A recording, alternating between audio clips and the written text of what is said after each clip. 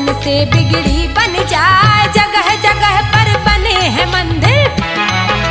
सुंदर खूब सजे दरबार, आसमान को छुए मुनारा, गूंजे घंटे की झनकार, सिंह चढ़ी सज बैठी भवानी, महिमा जिनकी अपरंपार, लाल है बिंदिया लाल है चुड़िया।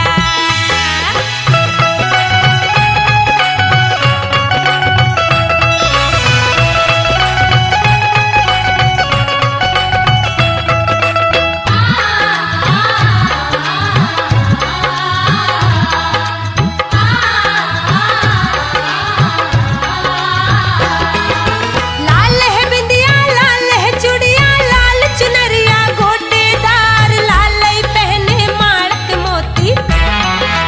लाल सोहे फूलन के हार, नव दुर्गा में माँ दुर्गा का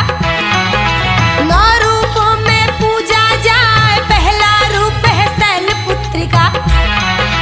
दूजा ब्रह्मचारिणी माँ, चंद्र घंटा है रूप तीसरा,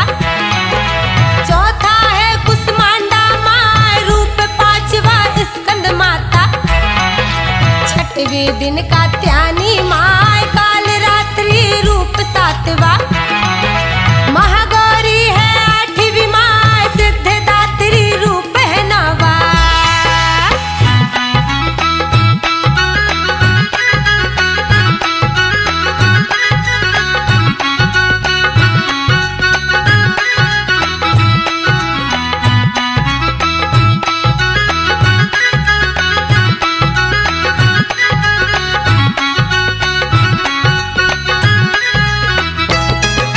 सिद्धदात्री रूप है 9वां, सारे जग में पूजी जाए, माता तो है ममता वाली, ज्योत रूपणी करे सहाय, नाम हजारों है मैया के, सारा जग जिनका गुण गाए, गांव शहर की शान है माता, खैरापति वही कहलाए, शारदा मैया मैहर वाली, कलकत्ता की काली माँ, धाम अनेकों है मैया के, जो भक्तों ने दिया बना, विंध्याचल में विंध्यवासिनी, चामुंडा बैठी देवास, नवचंडी माँ खंडवा वाली।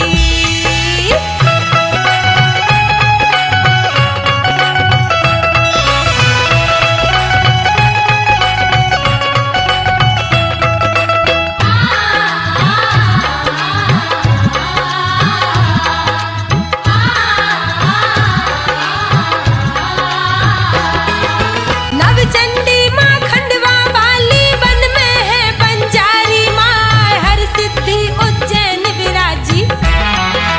जम्मू में है वैष्णो माँ, विमले माँ डोंगरगढ़ वाली, करती सबकी पूरन आस, सिवनी में है सिंह वाहिनी, त्रिपुर सुंदरी अम्बे माँ, बसी कपूरदा षष्ठी माता, दर्शन से जन जन सुख पाए, कमला उमा रमा ब्रह्माणी, जय रूपा जगतारण हार, गायत्री सीता सावित्री, जगदम्बे जगपालन हार, अन्नपूर्णा लक्ष्मी माता।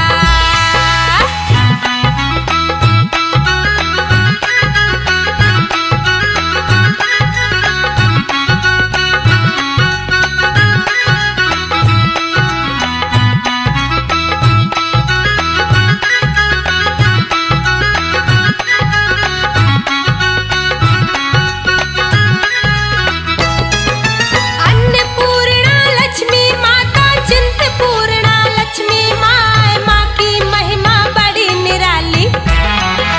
सारा जग करता गुणगान, दुर्गा दुर्गति हरने वाली,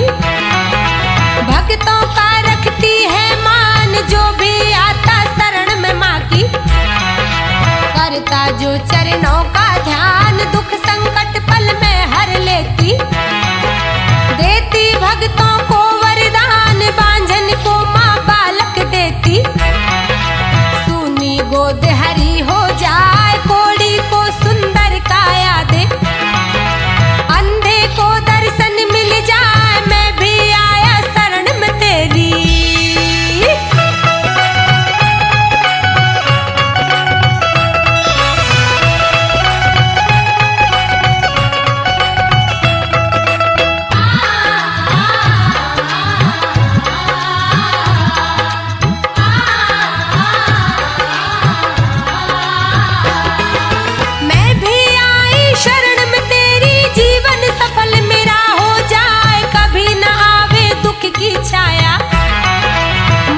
कृपा तेरी हो जाए, नित दिन तेरा दर्शन पाऊं। सेवा में ही गुजर हो जाए, विनती है रघुवीर की तुमसे। भूल क्षमा मेरी हो जाए, सदा सहायक रहना माता। बस इतनी सी तुमसे आस, नंदू खड़ा है द्वार तुम्हारे। पूजा तेरे